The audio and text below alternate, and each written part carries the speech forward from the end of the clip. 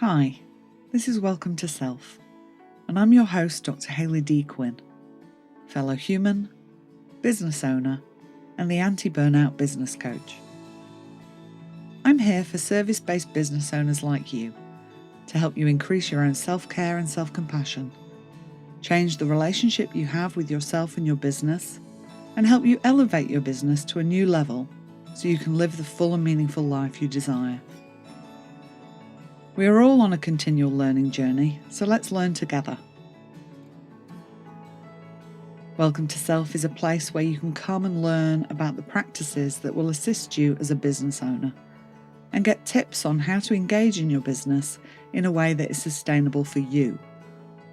You will realise that you're not alone in the ways that you struggle, because at times we all do. And I'm happy to share with you what I've learned through my own struggles and my experiences of running businesses. You can join me as I chat to wonderful guests and have your curiosity piqued about various topics. And I'll also bring you solo bite-sized business episodes that can easily fit into your day. This is a place to remember that you are human first and have different tasks in your business and different roles in your life that need your attention. And for that, you need to take care of yourself in the best way you can. This is a place of nourishment, growth, and helpful information. A place where you can learn ways to assist you and your business to thrive. Because remember, if you thrive, your business can too. Now let's get to the episode. Hi, and welcome to another episode. And again, I've got another great guest for you. You are absolutely going to love this. I just know. I get so much joy from this woman. So Peita Mages is a Minister's Award for Excellence in Teaching recipient, a teacher trainer, expert speaker, writer, and lover of literature. She is renowned for her dogged determination to help students achieve incredible results. After completing her HSC, she achieved a full athletic tennis scholarship to the University of Tennessee, securing a double major in broadcast journalism and English. Prior to teaching, Peita worked in television and radio as a researcher, producer, and presenter, and in the film industry for Walt Disney Pictures, Sony Pictures, and Universal Pictures as a national publicity and promotions manager. She's had a very interesting and varied career. Peita is the founder of Clever Cookie Academy, a kick-ass education provider servicing 425 plus students of the Central West and beyond here in Australia. They're a recent winner of 3 Western Business Awards, including Business of the Year. Peita is a firm believer in personal and career reinvention, and entrepreneurship has provided her the perfect blend of teaching, marketing, innovation, and writing to capture her attention for now, she tells me. Peita enjoys family time, baking at inappropriate hours, and lurking outside of her comfort zone. And I know you're going to absolutely love this episode with Peita today, so let me welcome her onto the episode. Hey, Peita, thank you so much for joining me. I'm really excited about this. Oh, Hayley, I'm so thrilled to be here. The joy is all mine. All mine. Oh, my goodness. So you have had a really varied career leading you to where you are now. You and I met in a mastermind group and spent some time on retreat in Bali, which was lovely. And we can chat a little bit about that later. But I'll just give you some space to just sort of talk about, like, what's that road been like for you? Like, what has led you? Careers. What has led you to where you are now? You know what's funny is I always refer to a Steve Jobs quote where he did the commencement speech. I think it was Stanford University, and he was saying to young people that were graduating, as you're living your life, you can't understand, you can't connect the dots, I think is the word he uses. But when you look back on it, you can connect the dots. And when I think about my life, that is so relevant, because I think about a young girl that, I went off on a tennis scholarship. I came straight out of uni and I was radio DJing and I was flirting with doing like a little bit of television stuff. And it was that led me to a job just briefly, which I haven't got in my bio, for the Australian Embassy while I was in America. And Wow. they wanted me to do some events coordination. And then lo and behold, I do the premiere for The Dish, an Australian film, Yeah. which The Dish is not far from me in Orange. So it's funny how it all Oh, just goodness. connects. And as I'm doing that premiere, I met someone from Warner Brothers, and she said, "Oh, Disney's got a job going. You'd be perfect." And so then in I was into the world of film publicity, which taught me so many things about marketing. You know, working for Disney was they're a powerhouse in terms of their Yeah. marketing. So it taught me a lot of things about, I guess, even managing people. I was young and I rose quickly when Yeah. I was working for Disney, and I was, instantly managing people a lot older, Yeah. like in years. And that was, difficult, like challenging at times. Yeah. And then, met my husband playing tennis there, which was another kind of dot that I never would have thought Yeah. happen. Um, we decided to move back to Australia. I worked for Columbia TriStar, I worked for Universal, and I kept sort of going up the ranks. But I always, in the back of my mind, thought about teaching. My mother's a teacher, my sister's a teacher. There's a lot of educators in the family, and I'd always kind of wondered, why did I have that English? When I double majored, like, what was it about English? Why did I do Yeah. that? It was a lot of extra work. But now that Yeah. I'm a business owner, and I've done my time in schools, and we can talk about that later. A bit too renegade to fit in there, but I look back and I think, no, like this was all lining up for me. All those dots were lining up. I'm an English teacher now. I worked on a lot of the films that we teach as part of the curriculum. I understand how to market my small business because I worked Yeah. in marketing. Like, I understand how to manage people because I've done that before. And I think, Yeah. it would be hard to run the business we run today without all of those little slices of Yeah. life experience. And I'm sure, Hayley, like, I'm going to keep renovating and reimagining because I never sit still for long. And I think Yeah. that's a cool part of your journey as a human. Yeah. And you're a creator and an innovator and a visionary Oh, thank in you. your essence, I think, as well. But I I think that's try. yeah, I think that's a really important point, isn't it? Because a lot of people may start a business and then get caught up in, I don't know how to run a business, but Yep. don't look back and say, what are all the skills I've learned along the way that I can actually bring with me? And I know I did the same at one point, but then realized, like, I came to psychology and then coaching and business sort of later in life. But look back, and I had worked in advertising. I'd been a PA to CEOs in companies. I'd managed staff.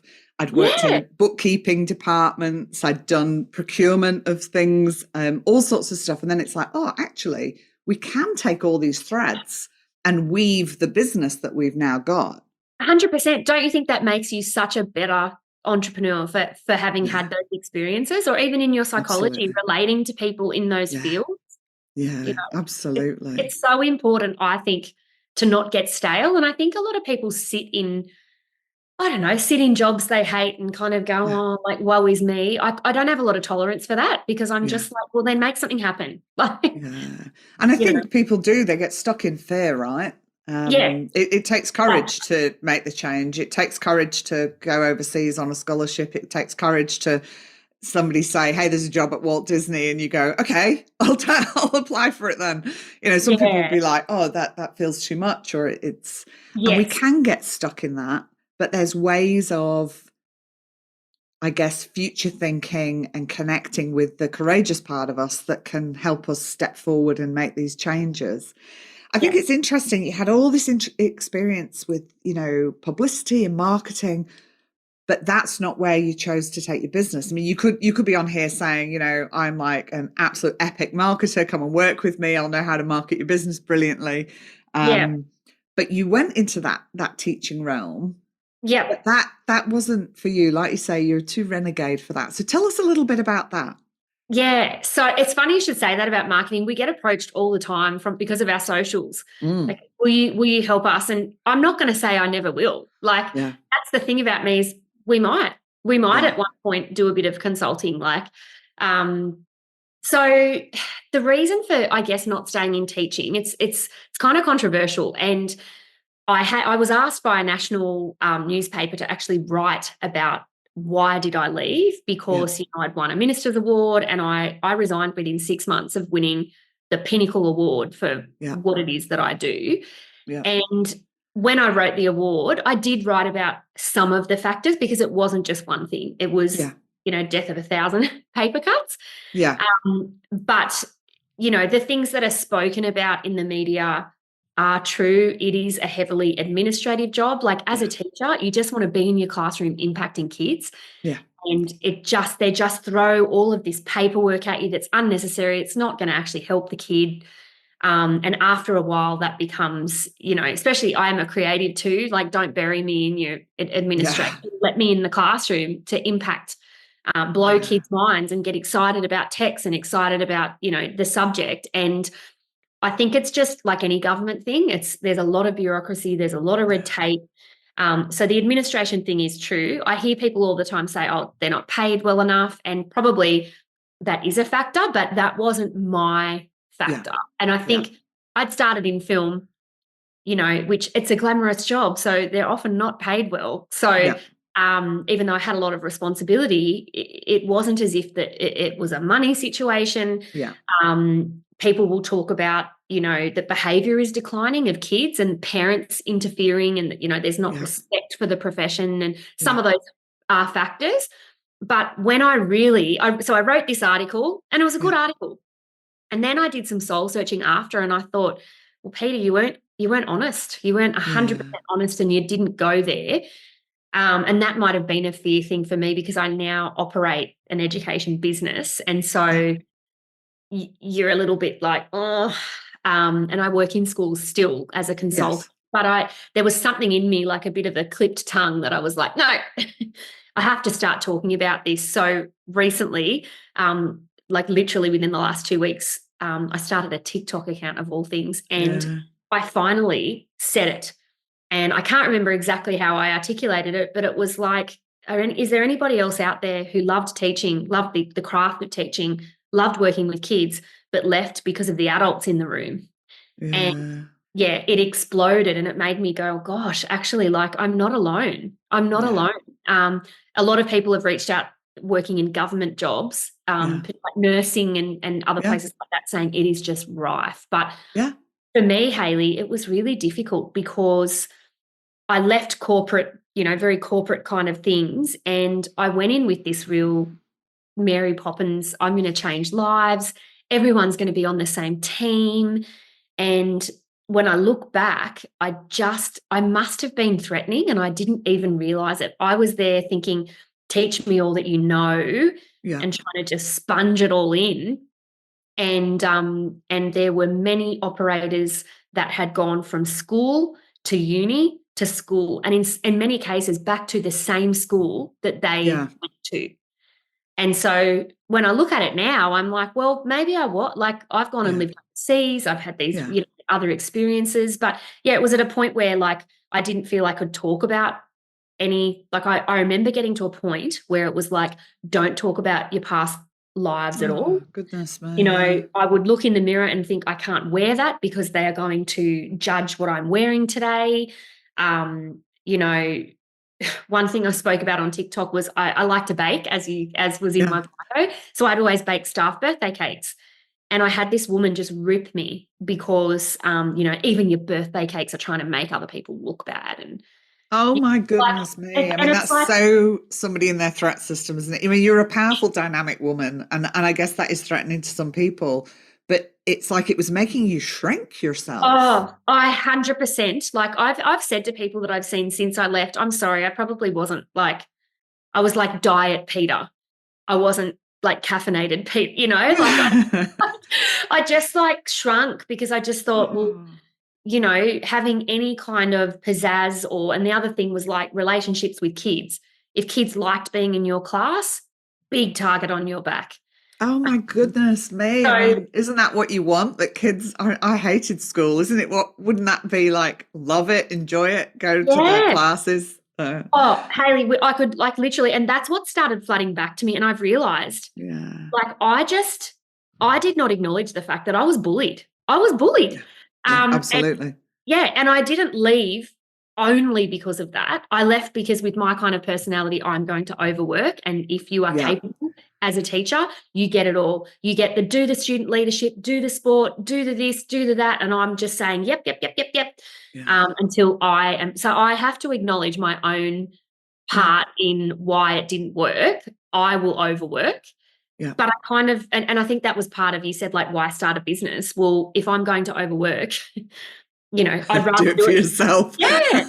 Like, I'd rather do it for myself.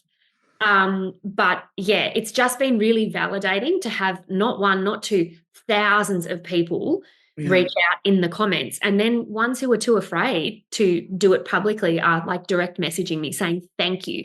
Thank you for talking about this, because there is an insidious side to working in a school. I hide in the bathroom, I hide in my classroom. Oh, And you're goodness. just like, I don't know, it's almost like these people haven't left school. Like this is bitchy mean girls Yeah. behavior. Playground bullies grow up, Yeah. you know? And So I yeah. think so that there's these different aspects of this really kind of toxic culture that was there, and the direct bullying that you were experiencing, and then also this element of burnout Yep. from kind of working in all the wrong ways as well. And I love that you're speaking out about this, and that you've had people from other professions like nurses, because I think this isn't unique to teaching. I No, it's think not. this is a problem in many industries and professions, Yep. including psychology. This is something that is problematic, and I love that you're speaking out, and I love that you're doing it in a way that is so relatable. Um, I'm not on TikTok myself. Well, I think I've got an account, but Yeah. I've I don't never use it. But been active on there either. Yeah. I follow you on socials, and honestly, it's like a little joy bubble when your stuff comes across my feed. So whether people have kids who would be wanting to link into your business, and we'll talk a little bit more about Clever Cookie Academy, or not, you are so worth following on social media to spark joy in people's lives. Oh, thank You you. are so funny. Your fashion is remarkable, and you talk a lot about that. So that's my tip for people.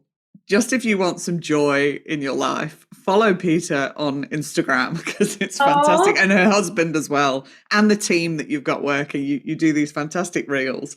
But I digress. So you'd got to this place of like, I can't keep doing this. yep. Teaching in a school is not for me. Yep. I imagine that was hard as well. It was hard because I remember actually a friend who's no longer like a close friend, actually, and it's based on this comment that she said to me. We were having coffee, and I said,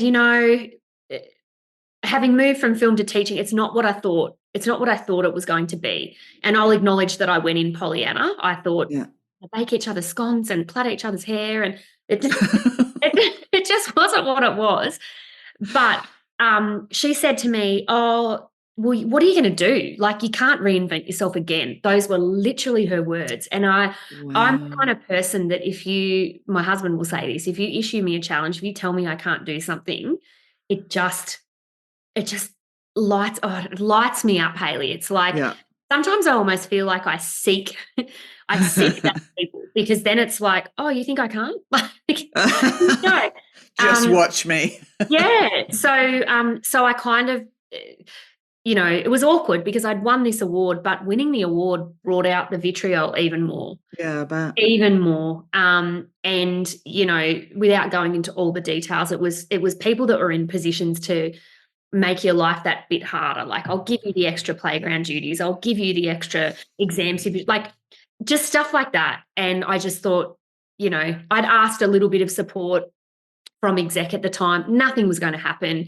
Yeah. And I kind of thought, well, okay, I need to take a year. I'm going to ask for a year's leave. And thankfully they gave me that year's leave, which felt like a bit of a support, a parachute, Yeah. like a get out of jail if I wasn't able to make things work. Yeah. I did leave thinking I'm going to start a business. I left thinking I am burnt out. and I need to actually, yes, I need to make money, but at the same time, I'm not willing to affect my health anymore. So Yeah. I'm proud of that decision Yeah. Good for that you. I made.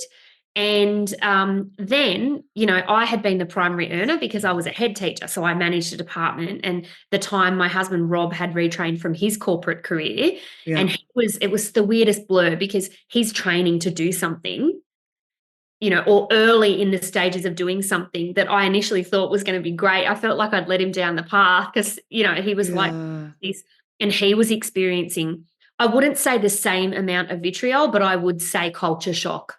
Yeah. Culture shock of like, what is this? Again, loved working with kids, but yeah, it was just at a point where, I had been that primary earner.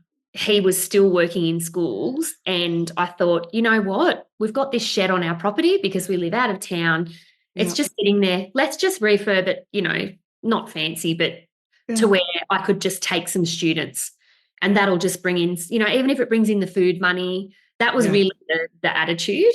And so it was very clear that, I got my first student, my second student. By the end of the term, like we're talking a school term, so say from February to the April, I had like 80 students. Wow. And I had to go from a one-on-one model to a small groups model. We were only doing English, and I kind of said to Rob, "You're a maths teacher now. Yeah. Why don't we do it?" And so he nervously stayed at schools. Yeah. But after school was kind of doing a little bit. And then I think by like halfway through the year, we kind of said, right, by the end of this year, this business supports supports the family, I guess. Yeah. It was scary, but then he jumped. And obviously when he jumped, I had, more help with admin and it's not just the hours you're teaching, it's of course, as you know, like it's the everything, how do they pay?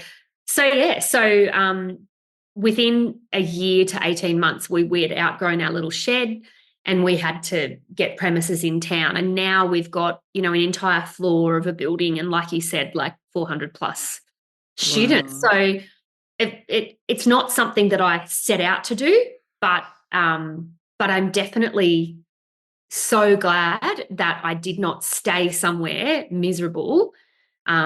Truly believe like you can make yourself sick, and I'm really lucky. Absolutely. That I didn't. Yeah. It's so inspiring, and I think a lot of people listening, and certainly people who are perhaps on the fence of, I'm doing this thing and I'm not really happy with doing this thing, whether that's employed by somebody or in their own business that's not working for them. And I think hearing stories from other women who have said, you know what, this isn't me. And particularly for you, you're such a vibrant personality. Oh, thanks. You are such a dynamic woman. And the thought, I've only known you as this version of you. Yeah. To think of you as kind of shrinking and staying small is heartbreaking. It's almost like washing the colour out of you, and there'll be so many people that are living like that. And we don't need to. And I think whilst it's scary and it has its challenges, it's so worth it, isn't it, when you jump and do the thing and you're on the other end? Had a journey like me will say, I wish I'd done it earlier. I wish I'd done it earlier. And for me, I was turning 40. So it was like, I'm about to be 40. The colour had shrunk from me. I've always loved singing, and I thought I've always wanted to do a musical, but I'm not doing it because I know that these vibrant people are going to come. And they did. They did, and probably sat in the front row and hoped that I fell on my face. And you know what? I killed it, Hayley. I killed it. Oh, you did. You did the musical down in Orange, hey?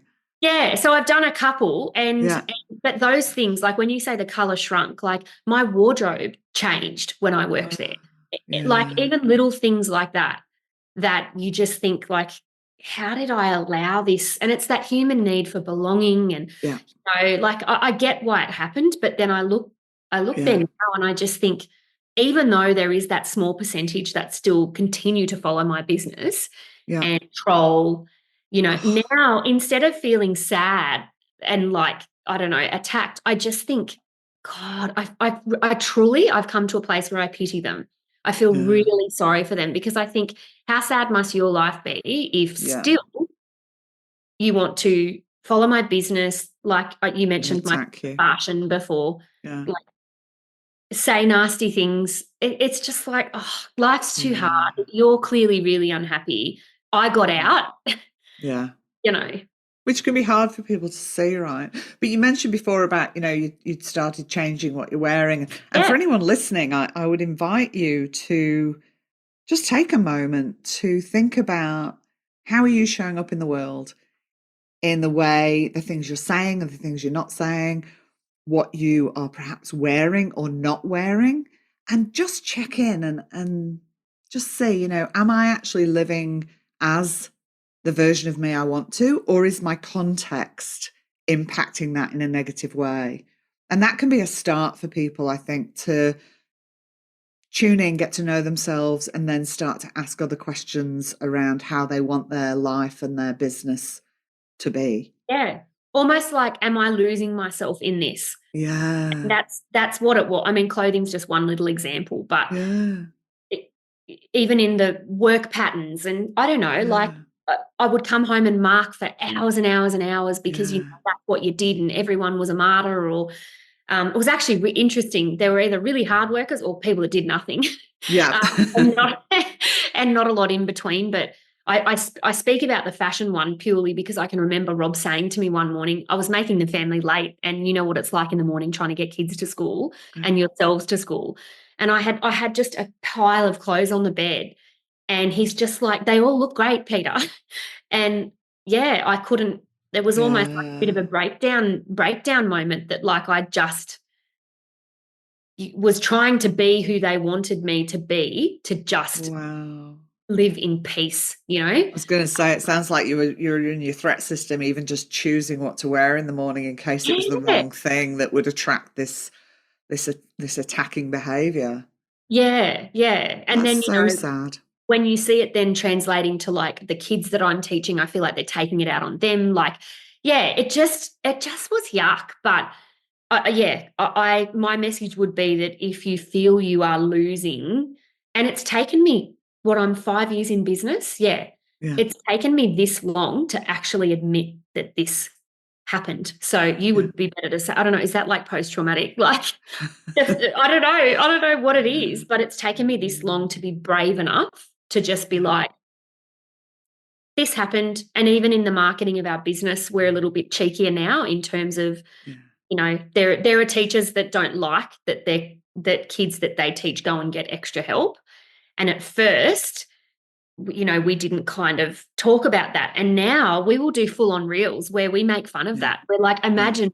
imagine being that person that says to a Yeah. young person, don't go and get extra help. Yeah. Like, I mean, it's mind blowing. it's so sad, isn't it? So Yeah. tell me a little bit about, you've been 5 years in business now. Yeah. You very much were an overworker, in your own words. Yeah. How has that changed? How do you now kind of maybe take care of yourself better, or maybe you don't, but I think you do. How Yeah. has that changed? You know what? I feel like meeting you changed it for me in a Oh, way.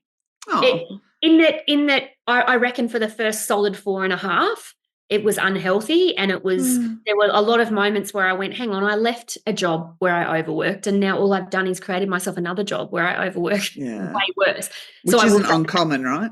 oh, absolute warning. Like, who's attracted to business? They're hard workers. So, Yeah. it's not all farts and rainbows running a business. So there'd be a lot of people like me. Yeah. And I would listen to people saying, like, put in some self-care time, like or say things like, you're Wonder Woman, you just go, go, go, go, go. And like, for a while that will sustain you, and you'll think like, Yeah. wow, I do run at a fast pace, and Yeah. that's good. And that whole like glorification of busy Yeah. stuff. Yeah. And there's a moment in the pool, and I know you'll laugh because we're in the pool in Bali, and I was watching these other strong business women that were taking time out, and they were going for a swim. And, there was a moment where I had to go back to my room and mark, because Yeah. this was the life I have created for myself. Yeah. And you said something like, we have to look at your business and like wonder, if you've got some golden handcuffs there, like the golden metaphor in English teacher. So you sucked me in there, Hayley. But yeah, it wasn't something that happened instantly. I definitely took it on board and I had the realization, but I would say it's been however long since Bali. It's been a renovation, I think, of life and working out that, I can't, it's unsustainable. Even though I love my business and I'm not facing what I faced before, I'm still going to work myself into a bad situation. And I'm more likely to look out for the warning signs now too, when I know I'm pushing too hard. So this season of like August to, or even July to October is our big season for the business because it's HSC season, right? So the work is on. I know the work is on, but I've been more conscious about, well, where is a bit of a rest time in it for me? So little example, I had to drive to Cowra and speak Friday all day. That's, 200 kids, high energy. I drove back. We then had to drive to Sydney to take my daughter to a cheer competition. We're away all weekend. Then I had to drive to Bathurst on Monday and speak in a school. I had to speak in a school on Tuesday. Like, the work is on, but I made sure that Wednesday, old Peter would have been back at her desk at 8 o'clock because that's just what you do. Yeah. This Peter was like, no, Rob, can you take the kids to school? I need to sleep in. And by about midday, was I at my computer? Yes, but I wasn't, I worked from home. I purposely hadn't scheduled stuff in the afternoon so I could sit in my trackies, so I think I'm just realizing that I can't go. And I'm trying to monitor how many yeses I say. Like when you're new in business, you're yes. Yeah. And now I'm looking at it and I'm thinking, oh, that's a great opportunity, but, do I need or do I want to do that? And if it's not a really strong, hell yeah, then I'm really looking at it and going, do I need this? So yeah, I feel like we're trying to schedule the work week in a more sustainable way. Yeah. That's number one thing that has helped me. But the number two thing, aside from the time, how I'm spending my time, is I'm making time for creative pursuits. And I think that's a massive thing for me. A small part of me dies when I can't do something outside of the business. And I just get so tunnel visioned. Yeah. So currently I'm working on a book slowly, but I am. And I'm, having fun with this kind of TikTok thing that may lead to other things. I'll continue to do the odd musical or odd thing that makes me happy, and I need to make time for creativity because I've realized, I can't remember the quote I saw the other day, but it was something about the connection between anxiety and creativity. And if you don't allow someone to create, it can really, contribute to them being a really anxious person. And I run on the anxious side anyway. Yeah. So I need that balance. So for you that those creative pursuits and getting into flow really helps regulate your nervous system. Hey, in my group, in my Time to Thrive group coaching, I have a module where we talk about the different domains of well-being. And it really is encompassing all these things. And the whole premise of the work I do with people is really getting to know yourself. Because the more we know ourselves, the more we can actually do the things we need. Because for you, being on TikTok feels really good. It's that creative energy. You get a lot from it. For me, I'd be like, hell no. This is my word. I don't want to be on TikTok at all. Yeah. So I think when we know ourselves, we can really tune in. So you and I were in Bali in March. So, depending when this podcast comes out, but as we're speaking, that's been about a 5-month process for you of really tuning in and making changes. Yes, it has. Which is fantastic. And, the fact that you were like, actually, I need to have a sleep in, I need to rest, I'm not going to go. That stuff just gives me a buzz. I love hearing that. Well, that's like for me, because I don't know if it's the old athlete mentality in me, but old Peter would be like, that's so lazy, because I have been such a go, go, go. But now, I like to exercise as well, right? And I think exercise is currently my way of not being medicated, probably. But I now will look at it and go, well, I still want to get this many runs or this many workouts in, but I can have it both. I guess that's what I didn't acknowledge before is you can work hard, but with an end in sight that is, it doesn't have to be a lot, but it might be a massage or it might be a lovely bath or I don't know, just that. I'm still a work in progress, and I know that I am a workaholic, but I've really worked hard in the last 5 months, and I'm looking at those signs. So, like for me, a big sign is when my sleep starts to disappear on me, and I will just lay in bed thinking about the next day, and I've got to do this, I've got to do that, I've got to do. So when the body tells me that you're getting near the edge of that again, it's time for some. It's time to focus on rest. Yeah. Whereas previously you wouldn't listen to those signs that your body was giving you, and neither did I, and that's why I ended up in a severe burnout. And it's about listening, isn't it? It's like listen, because those signs will get louder and louder and louder if we don't. And if we do, if we can see things, and I'm all for people working hard. But work smart and work in sprints or seasons. We can't just keep going nonstop for the whole year and then go, oh, well, I'll take a week off at Christmas or something, or at the end of the year. We need to factor in times where we're getting rest in lots of different ways: intellectual rest, physical rest, engaging in creativity and flow, which can be a form of rest for you. So that we can do all those other things. Like for me, it's about starting the day slowly. I was noticing my nervous system was getting activated when I was starting work at 9 o'clock. So apart from when I'm doing podcasts, I have like my diary protection is no one-on-one calls before at least 10:30 in the morning. Unless it's a podcast interview. Gaps in between things so that you're not racing from one thing to the next.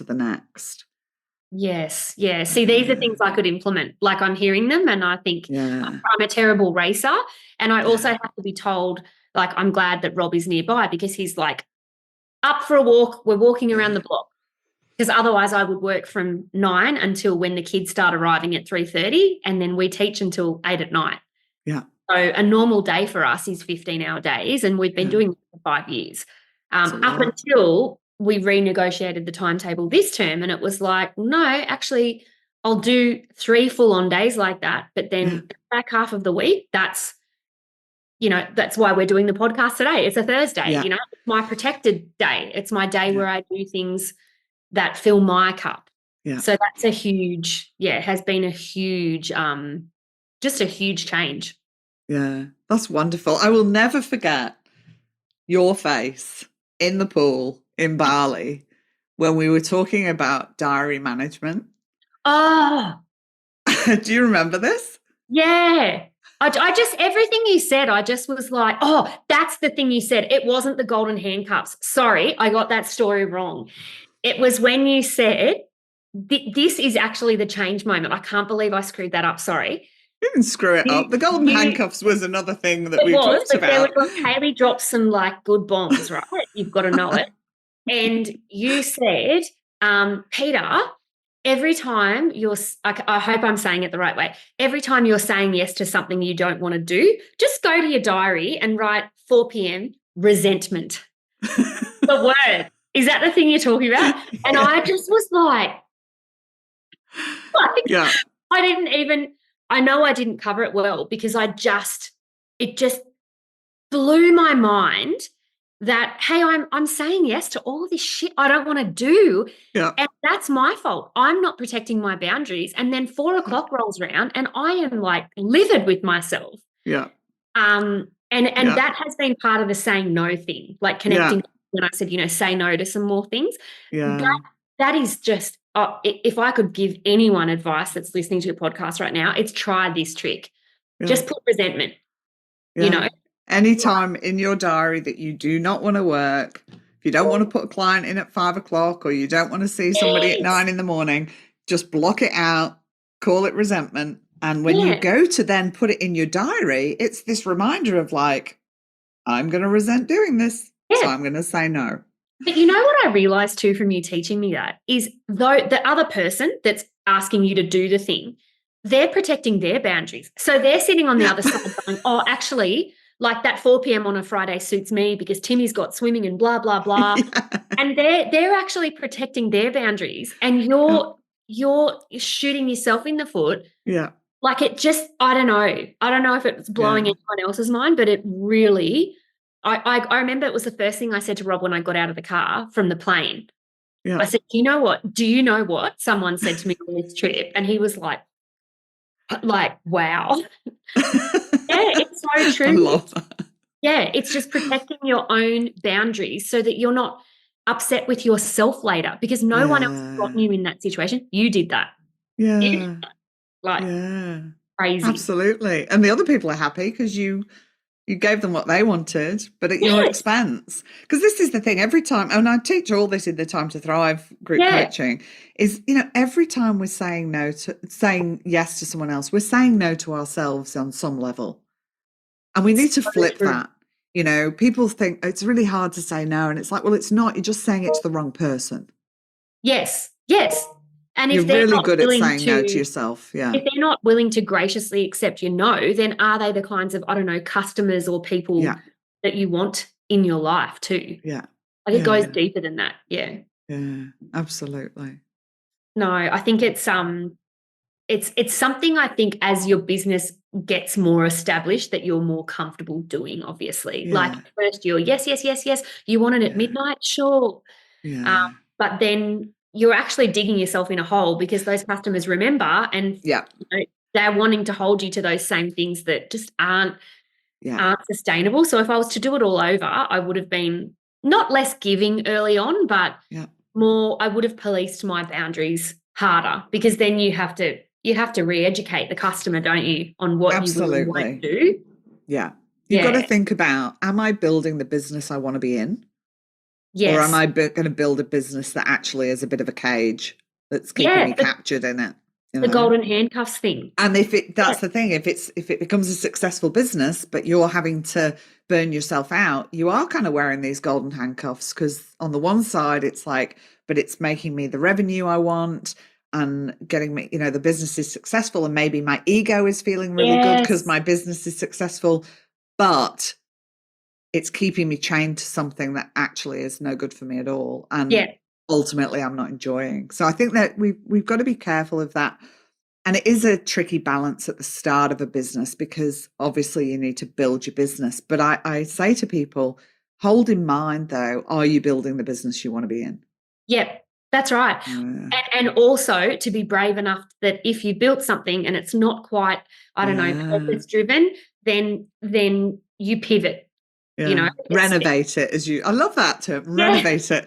And renovate it by life. I know we've been through tough patches where we've definitely looked at each other, Rob and I, and said, what have we created? Like, this is a monster.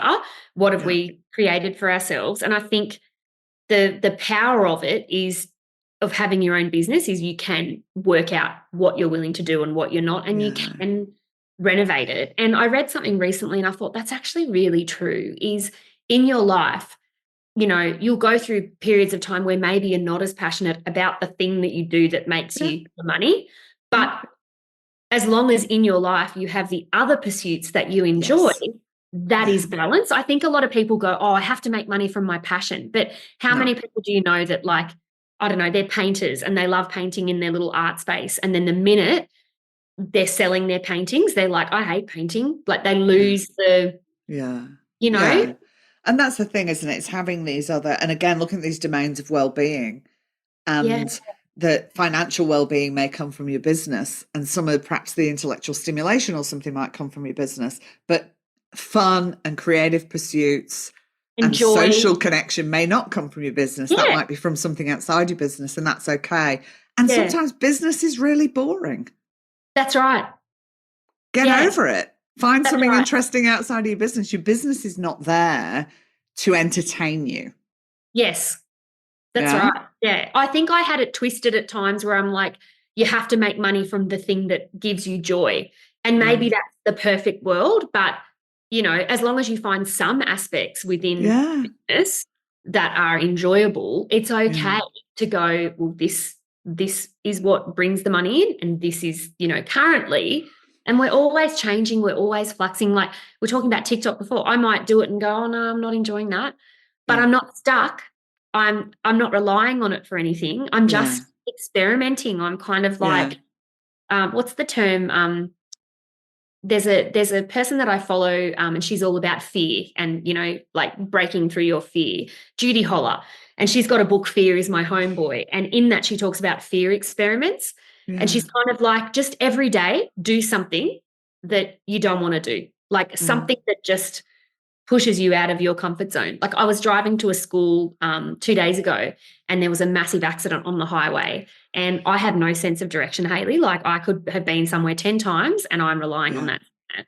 And they closed the highway, and Oh, immediately that anxiety of like, I'm going to be late. I hate being late. How yeah. unprofessional. And I don't know how to get there. Like I'm turning off this road and I have no idea how to get there. But you know what? I got there. And Yeah. when I wrote in my journal that night, it probably seems so lame, but I was like, I'm so proud of finding my way to Yeah. the school under pressure, because I don't know, I don't find navigating, that's not fun for me, but I No. feel like just even acknowledging the little things you do every day that you've done something you didn't want to do can really show you like you are a brave, the bravery you have. Yeah, Yeah. absolutely. And do you know, Peter, there's nothing lame about that at all. But isn't it interesting that It's that grooming. discomfort shows up though, Yeah. of I am going to acknowledge that I'm proud of myself. I'm going to acknowledge that I achieved something that for me feels difficult,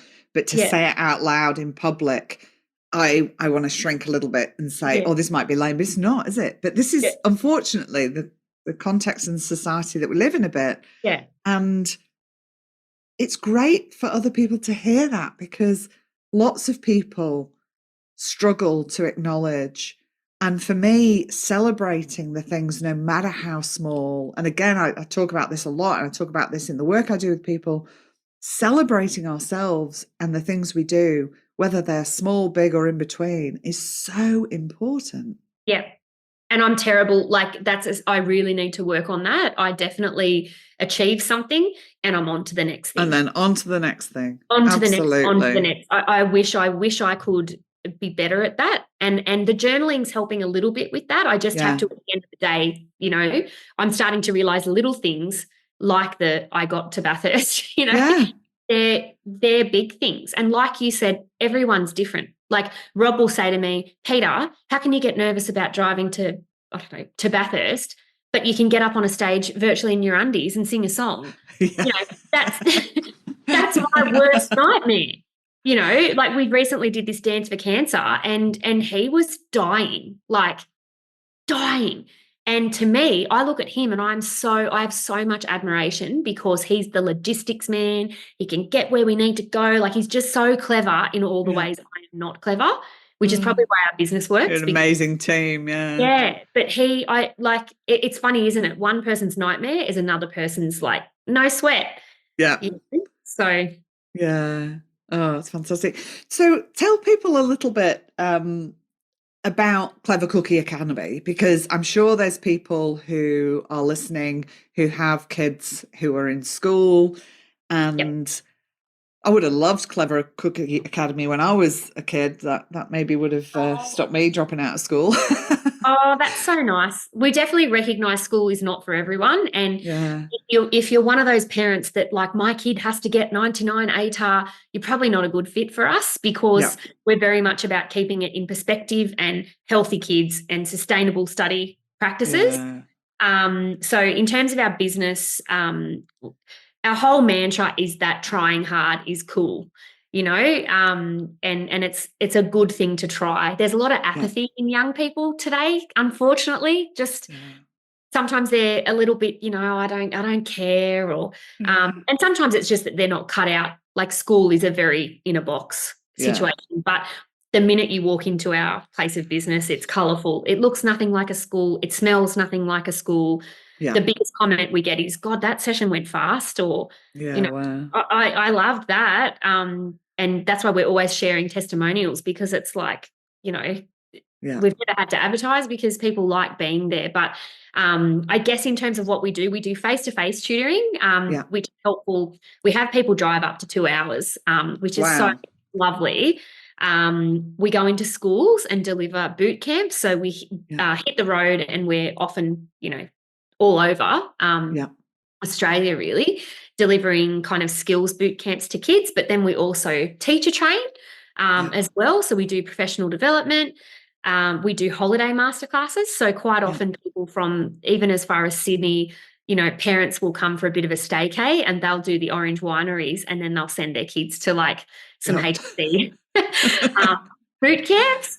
But recently we thought we've got to take this broader, and we had a lot of that. So we've got some virtual classrooms happening. We've developed some online courses. We've started with the pointy end, which is like the HSC end. Yeah. But if your child is living anywhere in New South Wales, or even expat, wherever they're listening from, they can pop on and get just a really solid group of masterclasses. And I've recently developed a sustainable study guide, which is useful for anyone. So anybody, whether they're New South Wales or not, that would be. Like, I use some New South Wales terms, but it would be the same thing for QCE, VCE, like any of say you're preparing for final exams in any way. And it's just all about, I guess, doing it properly.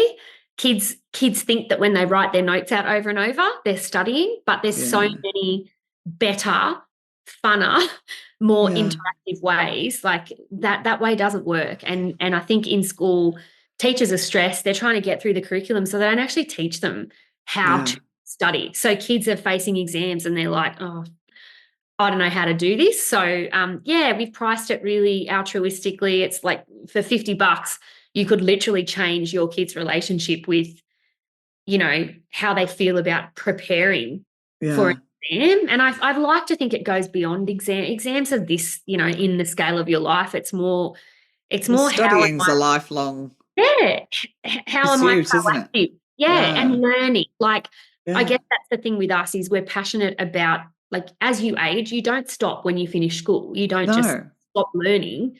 That's when I started.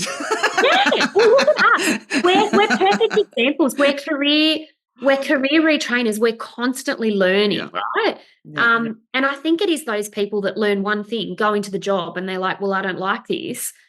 Maybe that's a big part of it, is they're not willing to do the renovation, or you've got to keep learning. You've got to keep learning. And I know I don't teach the way I did 10 years ago.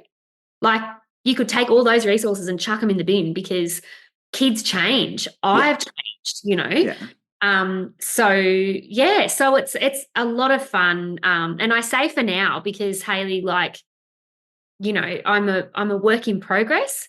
Yeah, and as who we knows all what's going to happen. But I'm very proud of the booming business that we have, especially in a small town. It's proud that we have that many kids coming to us. So just in relation to the study guide, because I have an international audience with the podcast, so I'm just wondering, is it the sort of thing, is it generic enough that people who are not part of the Australian school system would also benefit for their kids with that? So fantastic. If they're expatting and they're doing either their HSC or their the IB or anything like that, it would absolutely work. It's more it's the framework behind how you study effectively. So they'll see terms in it like HSC, and they may not be taking that, but it's more how you organise your day. It's taking the brain breaks. It's have you it's quite holistic. You'd be surprised. Workaholic, you'd be very surprised. But I made sure that it's like sustainable. And the ways of thinking. So if there's a parent listening who's based in England and they're in the English school system, they could still benefit from the study skills. Fantastic. we're love not that. far from their curriculum anyway. Yeah, fantastic. And it's English centric, but every child in every country, pretty much like has to study, Yeah, especially in England, has to do English.